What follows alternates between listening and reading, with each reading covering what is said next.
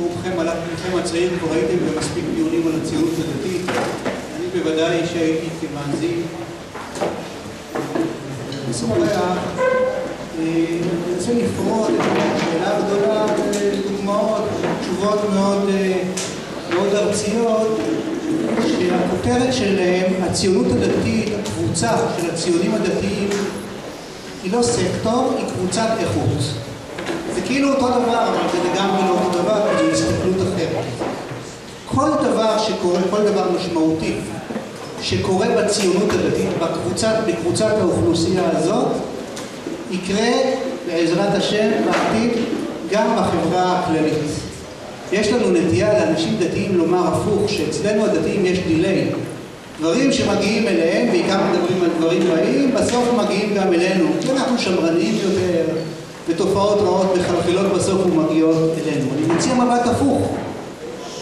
כשהקימו את השירות הלאומי לפני כ-50 שנה כבר, זה נועד לפתור את בעיית חוסר היכולת לשרת בצבא של בנות דתיות. אז הקימו שירות לאומי לפתרון בעיה, עברו שנים רבות, ועכשיו אנחנו נמצאים בדיונים בכנסת, בעקבות חוק טל וכל זה, שהשירות הלאומי והשירות האזרחי הופך להיות נחלתם אולי של מאות אלפים. והדגל והמודל נוסד אצלנו בהרבה שנים של עמל ומסירות והתנדבות. כשהקימו לפני 20 וכמה שנים את המכינות הקדם-צבאיות, את המכינה הקדם-צבאית הראשונה. זה נועד למטרות מסוימות, לתת פתרון לכאלו של ישיבת הסדר אולי לא רצו ללכת, אבל להגיע לצבא ללא הכשרה והכנה תורנית. והנה אתם רואים היום, תוך כמה שנים, איך שהמודל הזה הפך להיות נחלתם של רבים. אותו דבר גרעינים תורניים, אותו דבר ישיבות הסדר, הכל עם השינויים וההתאמות. הגעה לנגב, הגעה לגליל, התיישבות. בכל תחום משמעותי בחברה הישראלית, אנחנו החממה. הסטארט-אפ החינוכי, היצירתי, התרבותי. עכשיו, אין זאת אומרת שהציוני דתי היחיד הוא טוב יותר מחברו החילוני או המסורתי. אני יודע שכל אחד חושב שהוא הכי טוב, במקרה של כמה פה זה אפילו נכון, אבל אני לא מדבר עכשיו על היחידים. יש המון יחידים נפלאים והמון יחידים פחות נפלאים בחברה הישראלית. היתרון העיקרי היחידי של החברה הציונית דתית, שעם כל הפילוגים שבה, וצריך הרבה מאמצים להתגבר עליהם, עם כל החילוקים, זו עדיין חברה. זה עדיין ציבור. עדיין אפשר לגייס אנשים למשימה. עדיין אפשר ליצור איזו רוח, איזו תנופה. הדוגמה הבולטת היא כמובן בשירות הצבאי, שראינו פה את האזכורים תמיד לצערנו על אנשים שנפלו בקרב, אבל ברוך השם רובם ממשיכים לשרת ולתרום וללחום לאורך ימים טובים. תראו איך מהלך שלם כבש דור, איך העניין של העיסוק בתרבות, באומנויות, איך פתאום זה לא נחלתם של 2-3 אלא של רבים. ההליכה להתיישבות בזמנו ועדיין יהודה ושומרון, אבל לא רק שם.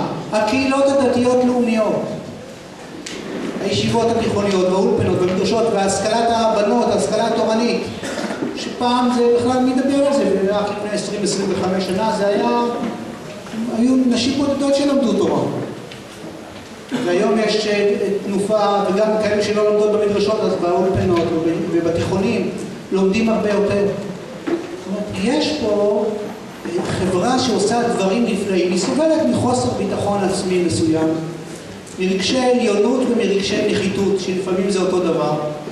אוי כמה מסכנים, איך לא סופרים אותנו, איך רומסים אותנו, ואנחנו הכי טובים ואנחנו הכי נפלאים, זה נובע מאותו מקום.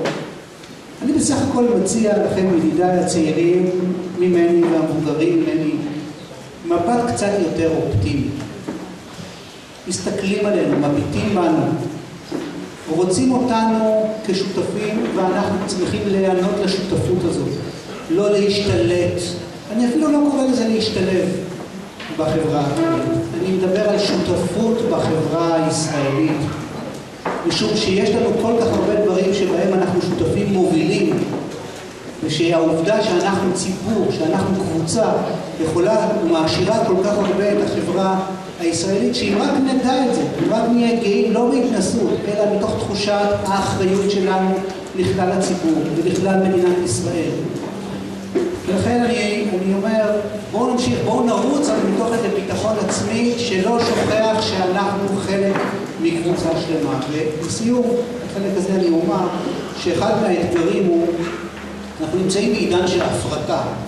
זה בולט בעיקר בעניין הכלכלי, אבל הרבה פעמים גם בעניין הרעיוני. כל אחד מקים לו הבית ספר שבדיוק מתאים לו, את הקהילה שמתאימה רק לאנשים כמוהו, הוא מקבל היישוב שלו רק אנשים שעונים על כל הקריטריונים, וכל הזמן רבים מאיתנו מעמידים אחרים בכל מיני מבחני קבלה אפשריים ובלתי אפשריים, ומנסים שכולם יתאימו לנו. כאילו הפסוק ואהבת לרעך כמוך, הפירוש שלו זה ואהבת לרעך כמוך רק אם הוא בדיוק כמוך. אז אני מעדכן, המצווה היא ואהבת לרעך כמוך, בלי הדרכויות האלה. ולכן אני מציע, זה נוגע מאוד לתחום החינוכי, אבל זה נוגע לשורה שלמה של תחומים. אני מציע חזרה לממלכתיות. חזרה לממלכתיות זה חזרה לאחריות. זה לא אומר שכל פעם שעובר חבר כנסת או שר צריך לעבור, לא במקרה שלי אני מרשה לכם, אבל ולהגיד וואו הממלכה, אבל להבין שללא הממלכתיות, ללא הממלכה והכבוד לה וערכה לא יהיה לנו כלום, גם לא תהיה לנו את הקהילה שלנו. ולכן כן ללכת לצבא ולציית לפקודות הסבירות והנכונות של המפקדים שלנו, ולהקשיב לרבנים שלנו שלהם יש ראייה ממלכתית, ולראות את הקהילות שלנו כבונות מדינה ולא רק כבונות את עצמנו ואת הקהילה הקטנה שלנו, ולפתוח את בתי הספר שלנו, ודאי היסודיים אבל גם האחרים, לקבוצות יותר גדולות. יש כל כך הרבה דברים טובים לעשות ושאת חלקם אנחנו עושים, רק שבעל הנס לא מכיר בניסו. אז אסכם, אם אנחנו חוזרים לממלכתיות מתוך ראיית אחריותנו למדינה ומתוך הבנה שאנחנו קבוצת איכות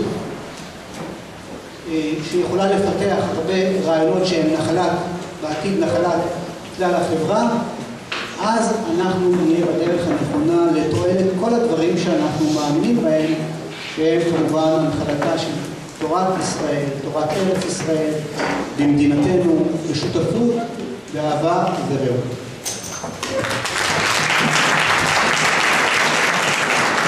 תודה רבה לאורי. שמענו בסוף קריאה לשותפות כתזה, כעיקרון מרכזי שכולנו צריכים לקחת על עצמנו. בתחילת הדברים אני מבקש להדגיש מה ששמעתי כאן, בתוך השותפות הזאת, את המסר ואת השליחות שאנחנו במידה מסוימת, כחלק מהשותפות הזאת, כן יודעים להוביל מהלכים, לעשות מעשים שיהיו בהם מידה של חלוציות, ולהסתכל קדימה, כי יבואו אחרינו, ימשיכו בדרך הזאת, והדוגמאות ניתנו. הרב שלבל, כפי שהצגתי, רב בישיבת ההסדר בגולן שנים רבות, ראש ישיבת ההסדר במודיעין, אלוף משנה במילואים שנים רבות, שלא מדבר רק על ספרא וסייפא, אלא עוסק בזה. הרב שלבל, אתגרי הציונות הדתית, בבקשה.